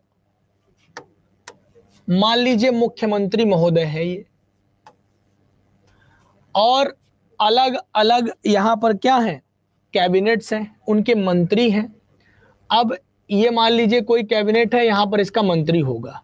अब ये जो व्यवस्था है, ये व्यवस्था क्या कहलाती है, यह व्यवस्था क्या कहलाती है, मतलब अरे वाह, बहुत अच्छे, बांधा। तो अब मैं क्या बता रहा हूं आपको, मैंने आपको बताया कि ये व्यवस्था कहलाती क्या है, इस व्यवस्था को हम क्या कहते क्या है। तो आप इस व्यवस्था के बारे में थोड़ा जान लीजिए।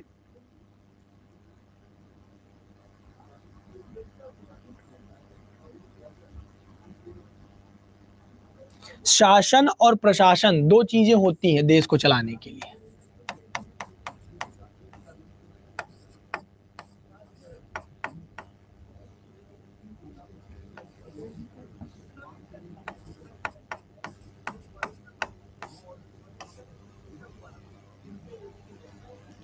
तो एक बात बताइए, शासन क्या है और प्रशासन क्या है। तो शासन के अंतर्गत कौन आता है, प्रशासन के अंतर्गत कौन आता है सर, किसके अंतर्गत कौन कौन आता है जरा बताइए। अगर आप देखेंगे तो इसके अंतर्गत मंत्री, नेता, जो राजनेता हैं, राजनायक हैं,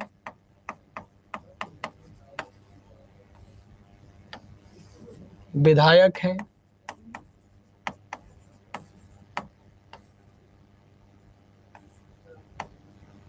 प्रत्याशी हैं,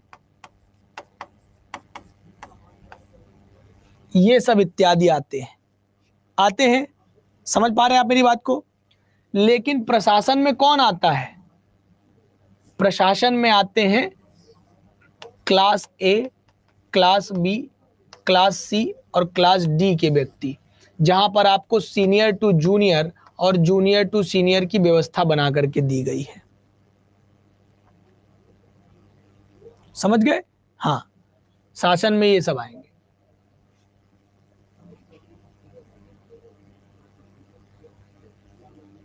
ठीक है। अब इतना समझने के बाद एक चीज आपको और जानने की जरूरत है कि इनमें व्यवस्थाएं कैसे कायम की जाती हैं। तो प्रशासन को परीक्षा के द्वारा, मतलब एग्जाम क्वालिफाई करके, एग्जाम के द्वारा चयन किया जाता है।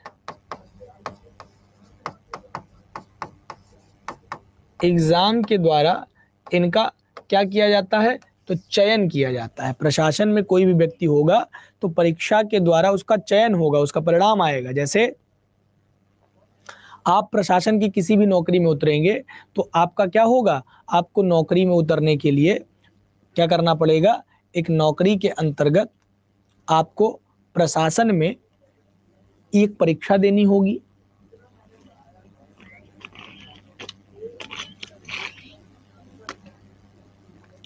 उस परीक्षा के माध्यम से ही आपका चयन सुनिश्चित होगा। लेकिन अगर आप यहां जाते हैं तो यहां पर जनता द्वारा आपको चुना जाता है।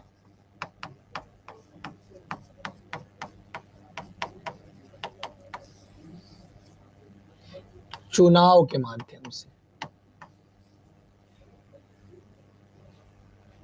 जनता द्वारा चुनाव के माध्यम से आपको चुना जाता है। Got it.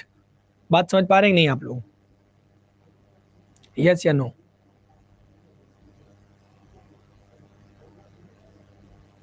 बोलिए।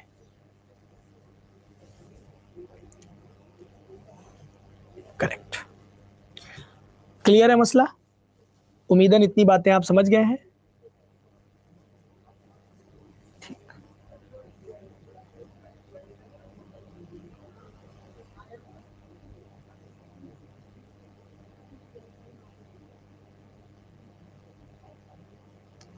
ठीक।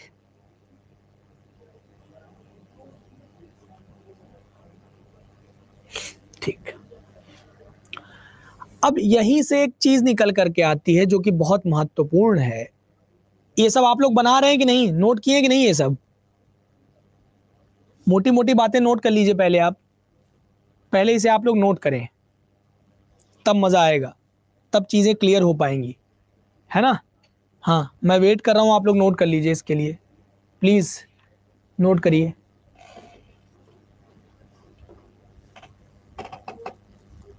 जब मैं बता रहा होता हूं तब मत नोट किया करिए, तब सुना करिए ध्यान से, ठीक है?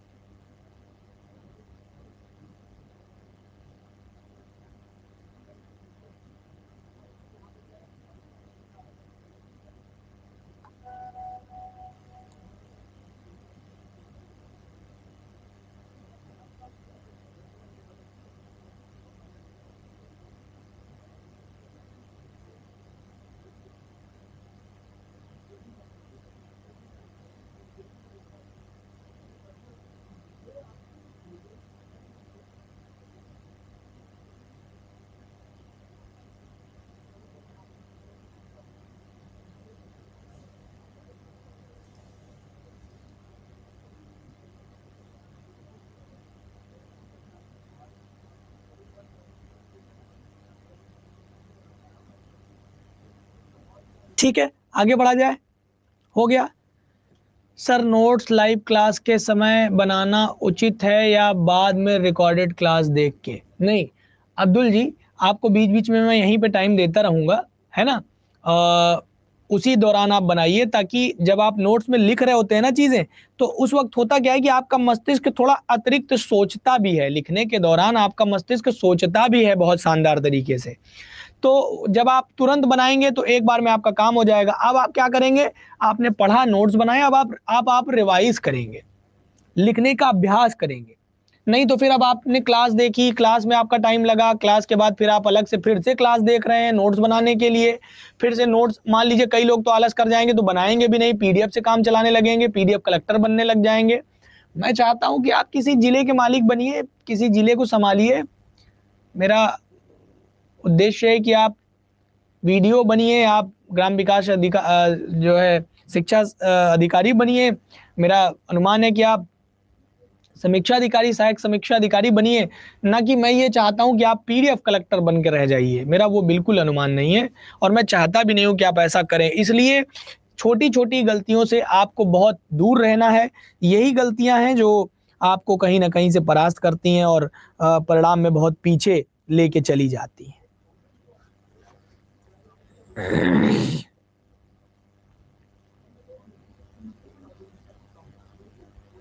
ठीक है, तो परिणाम में आपको आगे रहना है, पीछे नहीं रहना है। नोट्स साथ में बनाना है, जो पीछे मैं लिख रहा हूं वो भी, और जो अभी मैंने लिखा हाथ से वो भी। हाँ, मेरे साथ साथ मत लिखिए, मेरे साथ साथ मत लिखिए, मैं आपको समय देता रहूंगा। मैंने बताया, कोई चीज समझाया, फिर मैंने आपको समय दिया, ठीक है ना? वो जो समय मैंने दिया उस टाइम पे आप प्रयास करिए कि चीजें कर पाइए, तो ज्यादा अच्छा है।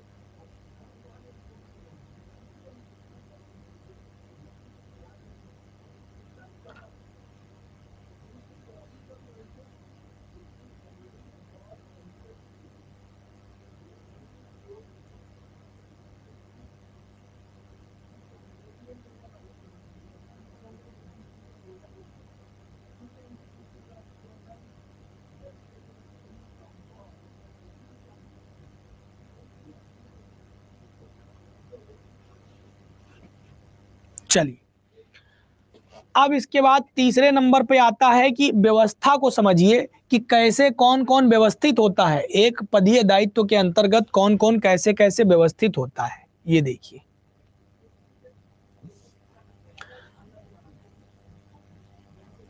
ये मैं आपको क्यों बता रहा हूं, अभी आपको समझ में आ जाएगा थोड़ी ही देर में। बहुत शानदार व्यवस्था और प्रक्रिया है। देखिए, एक कार्यालय में जब कर्मियों की व्यवस्था सेट होती है तो कर्मियों की व्यवस्था कैसे सेट की जाती है? सबसे पहले, अच्छा एक चीज और बताना पड़ेगा, एक मिनट रुकिए, एक चीज और समझिए।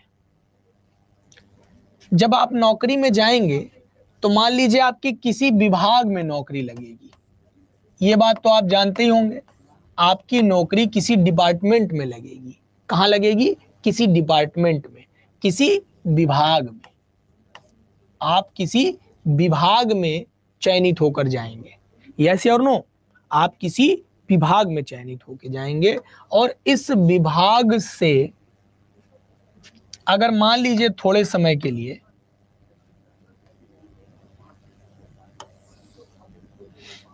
कि यह गोला एक विभाग है, ये गोला एक विभाग है, तो इस विभाग के अंदर आपको मैं बताना चाहूंगा कि बहुत सारे छोटे छोटे अनुभाग होते हैं। ये आपका विभाग है, इस विभाग के अंदर बहुत सारे छोटे छोटे, ये सब क्या है? अनुभाग हैं, जिसको सेक्शन कहा जाता है।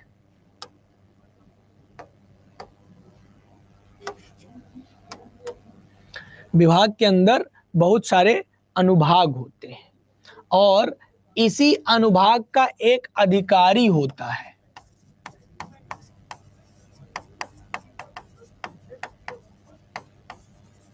जिसको अनुभाग अधिकारी या सेक्शन ऑफिसर कहते हैं। अनुभाग अधिकारी या सेक्शन ऑफिसर कहते हैं। अब जैसे मान लीजिए फॉर एग्जांपल कि हम इसको मान लेते हैं कि उच्च शिक्षा निदेशालय है, थोड़े समय के लिए मान लीजिए कि ये उच्च शिक्षा निदेशालय है। ये जो विभाग है इसका नाम है उच्च शिक्षा निदेशालय, हायर एजुकेशन सिस्टम। ठीक, अब हायर एजुकेशन सिस्टम के अंतर्गत क्या क्या है? तो बहुत सारे अनुभाग होंगे। क्यों?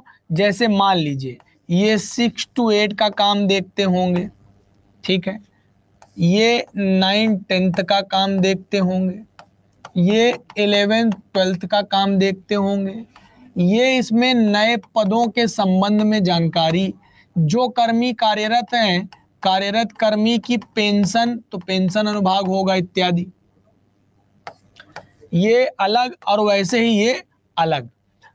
तो अब जैसे मान लीजिए ये आवंटन अनुभाग हो जाएगा कि आवंटित करते होंगे, ये कार्मिक अनुभाग हो जाएगा इनका। समझ में आया कि नहीं? कर्मियों के संबंध में कोई छुट्टी है, कुछ है, वेतनमान बढ़ाना है, घटाना है, पदोन्नति है, पदावनति है, इसके संबंध में चर्चा करना है। तो क्या हुआ? एक विभाग के अंतर्गत कई सारे अनुभाग काम करते हैं, यस या नो? क्लियर बताइए। एक विभाग के अंतर्गत कई सारे अनुभाग कार्य करते हैं। क्या कहा मैंने? कि एक विभाग में कई सारे अनुभाग काम करते हैं, मतलब कई सारे अनुभाग होते हैं। जैसे आप ऐसे समझिए कि एक मकान में कई सारे कमरे होते हैं, उसी तरह एक विभाग को चलाने के लिए कई सारे अनुभाग होते हैं। अलग अलग अनुभागों में अलग अलग प्रकार के कर्मी होते हैं। जैसे हर अनुभाग का एक अनुभाग अधिकारी होगा। अनुभाग का सबसे बड़ा अधिकारी अनुभाग अधिकारी होता है, सेक्शन ऑफिसर होता है। अगर आप 10 साल लगातार आरओ रहेंगे ना, 9 साल तक लगातार अच्छे कंडीशन में अगर आपने बढ़िया से काम किया, कोई दाग नहीं लगा है और आप आरओ के रूप में कार्यरत रहे हैं, तो आप सेक्शन ऑफिसर प्रमोट कर दिए जाते हैं। सुन के अच्छा लग रहा होगा, ठीक है? हाँ, और वह पीसीएस की रैंक होती है। है ना। ऑडिटर लेवल की जो रैंक्स होती हैं वो इसी के अंतर्गत आती हैं, सेक्शन ऑफिसर बनते हैं आप इसमें, ठीक है। अब देखिए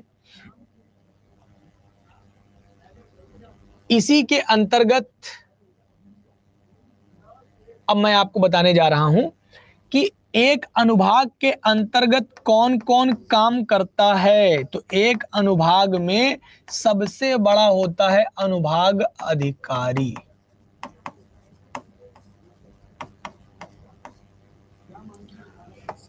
और उसके नीचे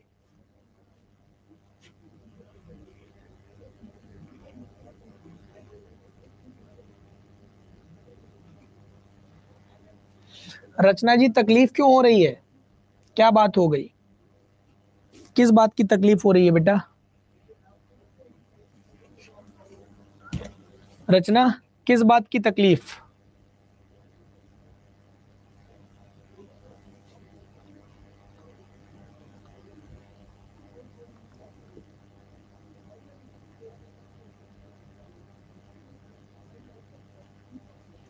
मैं समझ सकता हूं रचना, लेकिन इसके लिए बहुत परेशान होने की जरूरत नहीं है बेटा। मैं बता तो रहा हूं कि अगर नहीं हुआ तो मैं आपको, काश मैं आपको अपना फोन दिखा पाता।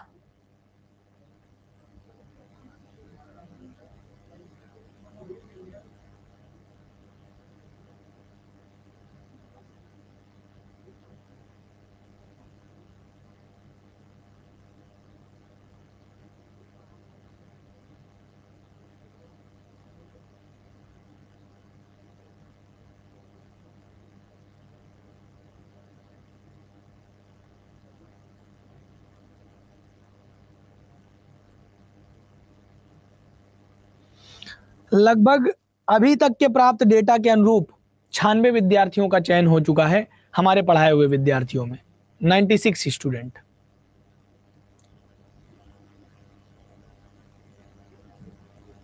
ये कुछ डेटा है जो अगर आपको स्क्रीन पर दिख रहा हो तो ये उन विद्यार्थियों का डेटा लगातार मेरे पास प्राप्त हो रहा है।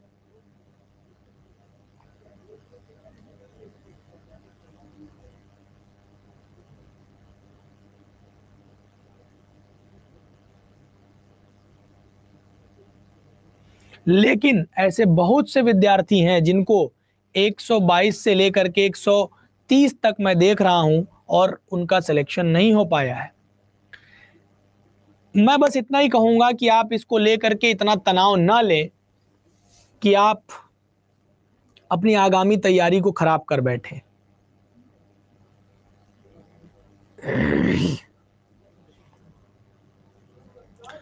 कट ऑफ और मार्क्स क्यों नहीं करता? मार्क्स देंगे लेकिन बाद में देंगे, तुरंत नहीं देते हैं, तुरंत उसको वो लोग ओपन नहीं करते हैं। हाँ ये एक दुविधा जरूर है, इसको लेकर के जरूर इस पर बातचीत होनी चाहिए। अच्छी बात तो नहीं है, समस्या है, नो डाउट, मैं सहमत हूं आपकी इस बात से कि एक समस्या है और इस पर काम होना चाहिए। मैं इस पे भी सहमत हूं।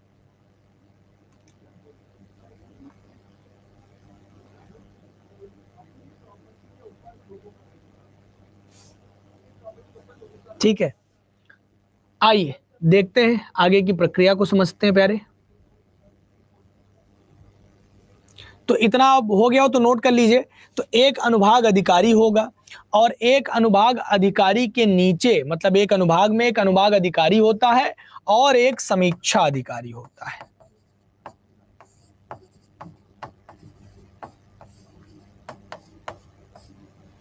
और आपको बता दें कि सहायक समीक्षा अधिकारी इस बेल्ट से बाहर रखा जाता है। जो सहायक समीक्षा अधिकारी है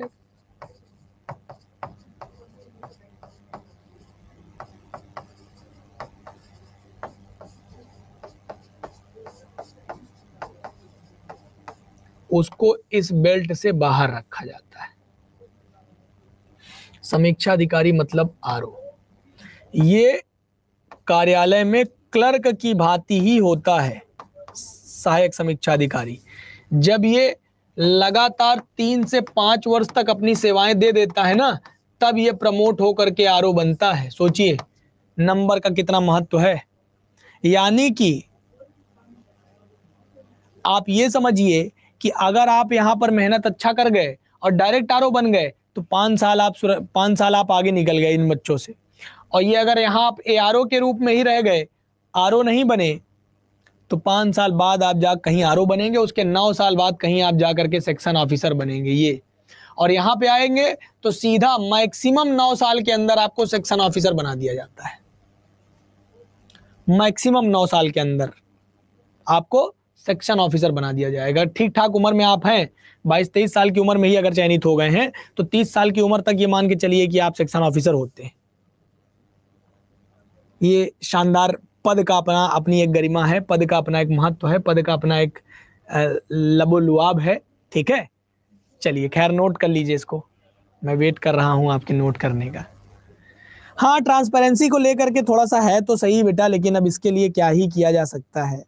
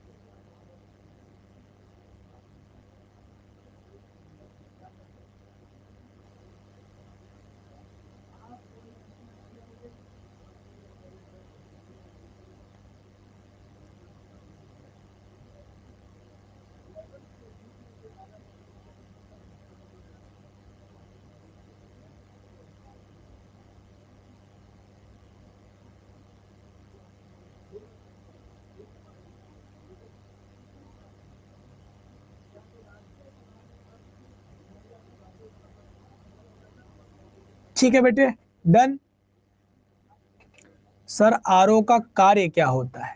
बेटा समीक्षा करना इनका काम होता है, जैसा कि इनके नाम के आगे लिखा है ना, समीक्षा अधिकारी। तो जो गैजेटेड ऑफिसर और पीसीएस अधिकारी होते हैं ना, तो जिस डिपार्टमेंट में आप होते हैं उस डिपार्टमेंट में जितनी भी समीक्षा कार्य होते हैं वो सब आप ही करते हैं। उन कागजों पर दस्तखत करने की जिम्मेदारी आप ही की होती है। आप ही से कागज की प्रक्रिया शुरू होती है, मतलब आप ही उसकी प्रक्रिया को आगे बढ़ाते हैं।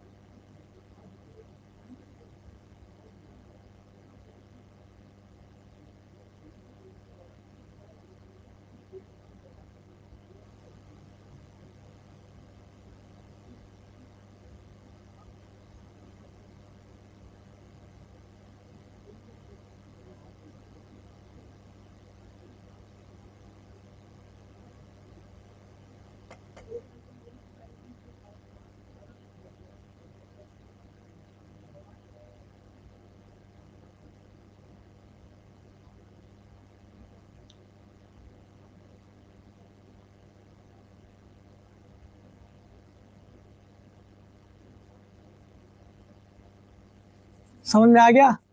क्लियर है मसला?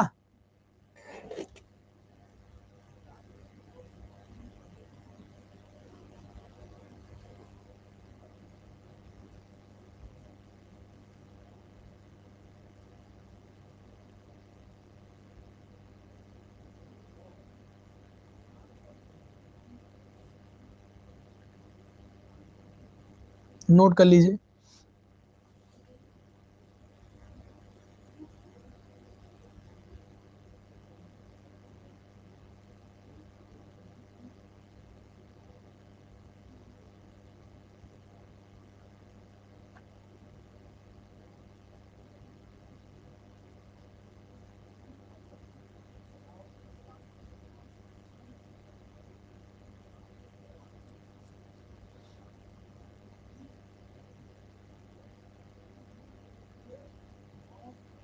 क्लियर, बताओ भैया।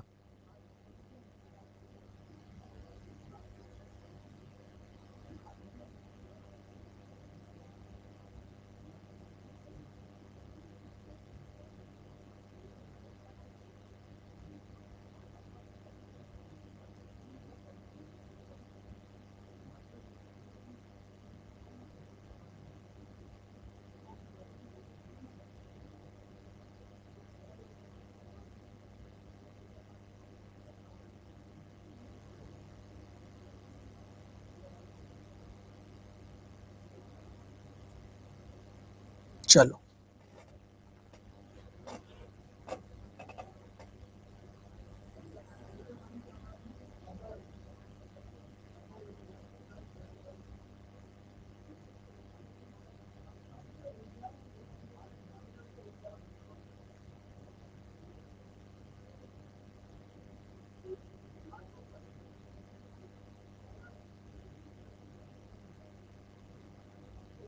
आइए।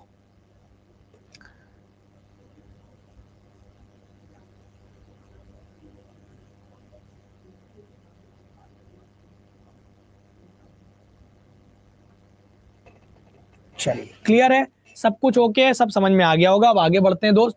तो इतनी व्यवस्था के बाद अब आपको ये समझने की जरूरत है, जैसे यहां पर देखिए लिखा हुआ है ना अनुभाग। अब इसीलिए समझाया मैंने आपको कि अनुभाग क्या होता है। तो अनुभाग के अंतर्गत सबसे पहले समीक्षा अधिकारी होता है, जिसको हम लोग आरओ कहते हैं। एआरओ यहां से नहीं शुरू होता। एआरओ जो है वह क्लर्क की भूमिका अदा करता है। और फिर सेक्शन ऑफिसर होता है एक अनुभाग में।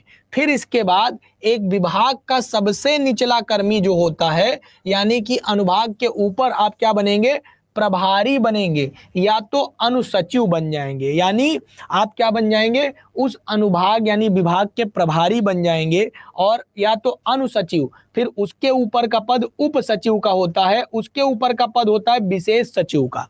कई बार उप सचिव के बाद विशेष सचिव भी होते हैं। जैसे अगर कार्य व्यवहार ज्यादा है, कार्य व्यवस्था बड़ी है, बड़े विभाग हैं जहां पर काम ज्यादा होता है, तो वहां पर यह भी होता है कि विशेष सचिव भी रखे जाते हैं। फिर संयुक्त सचिव, और फिर उसके बाद सचिव।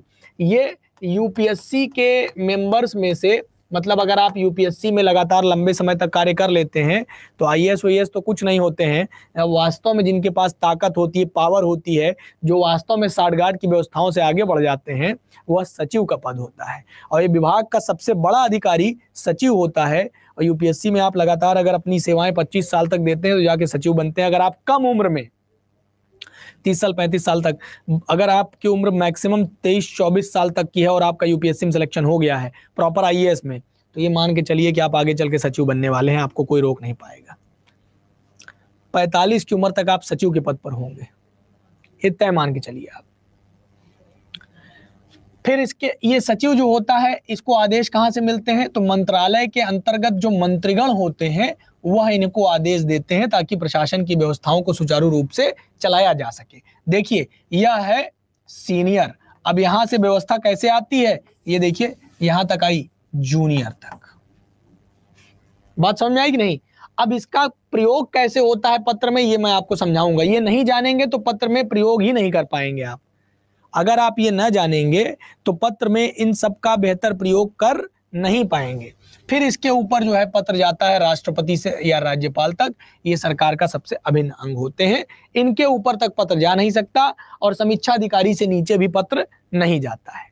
ठीक है, इसको नोट करिए, फिर मैं बताऊं। हमने देखिए बता दिया है कि सहायक समीक्षा अधिकारी जो होते हैं ये टंकणकर्ता होते हैं, यानी क्लर्क होते हैं।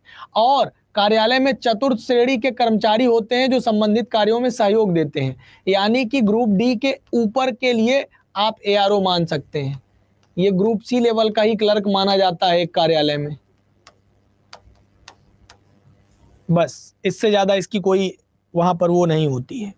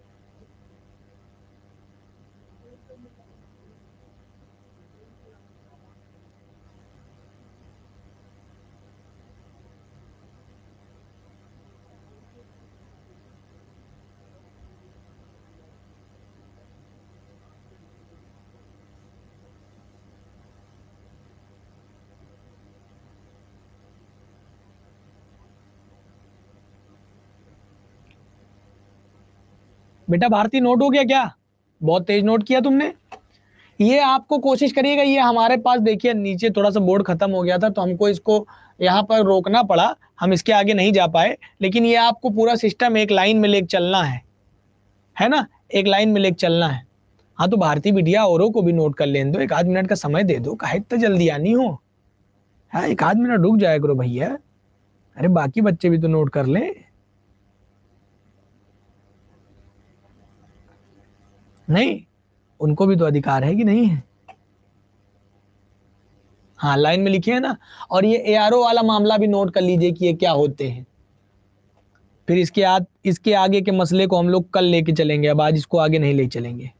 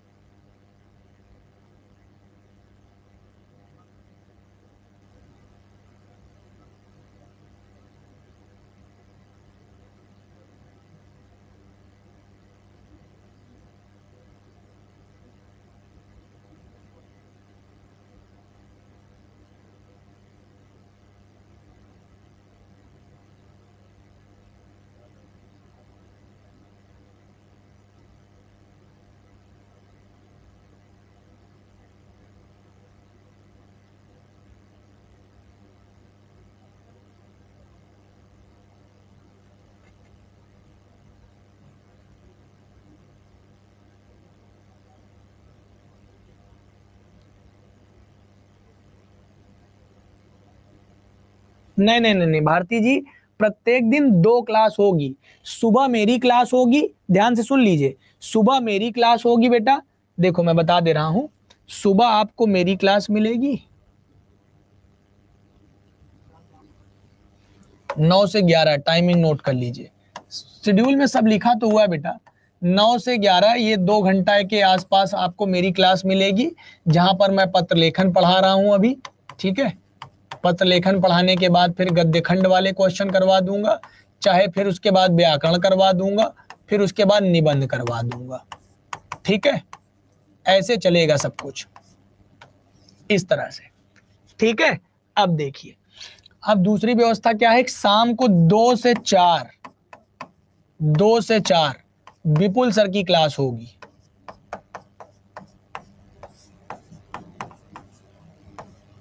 2 से 4 विपुल सर की क्लास होगी पॉलिटी के लिए।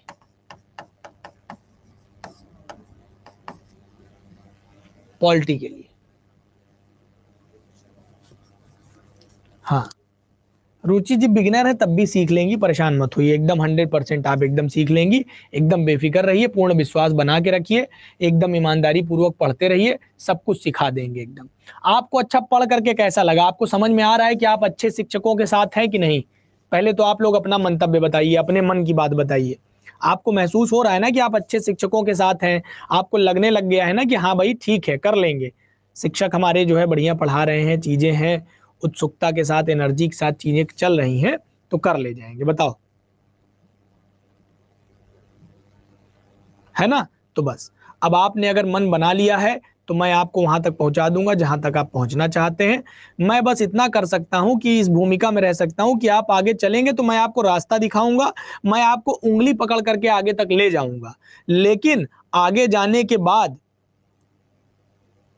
एनर्जी में एनर्जी आपकी बनी रहे, आगे जाने के बाद आप उपयोगी साबित हो, इसके लिए आपको अभी से साथ में चलना पड़ेगा।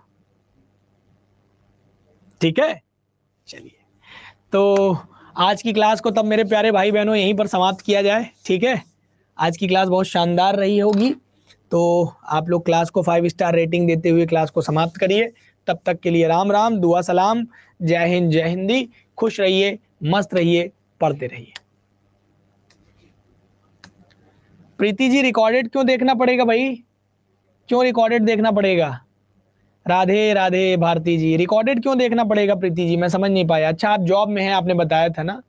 पहली बार इतना फ्रेंडली माहौल देखा है सर। अरे क्या बात कर रहे हैं, मुख्य परीक्षा की तैयारी करने जा रहे हैं। देखिए अगर हमारे आपके बीच संबंध एक मित्र का ना रहा, एक गुरु शिष्य का ना रहा, तो कैसे मैं सिखा पाऊंगा आपको, ये बताइए। अगर मैं एक गुरु शिष्य संवाद के रूप में आपसे बातचीत ना कर पाया, आपकी मनोभावनाओं को ना समझ में आ पाया, आपकी मनोदशा ना समझ पाया, आपका अच्छा मित्र ना बन पाया, आपका पिता ना बन पाया, आपका सही साथी ना बन पाया, तो कैसे सिखा पाऊंगा? आप समझिए मेरी बात को, इसलिए बहुत जरूरी है। ठीक है, और मजा आ रहा होगा, मुझे लगता है कि आप लोग इत्मीनान से पढ़ सकते हैं, है ना? चलिए, तो आज के लिए जय हिंद, जय हिंदी, नमस्कार। फिर शाम को आप लोग विपुल सर की क्लास देखिएगा 2 से 4। हम लोग मिलेंगे कल 9 बजे। ठीक है, चलिए, धन्यवाद आप सभी का।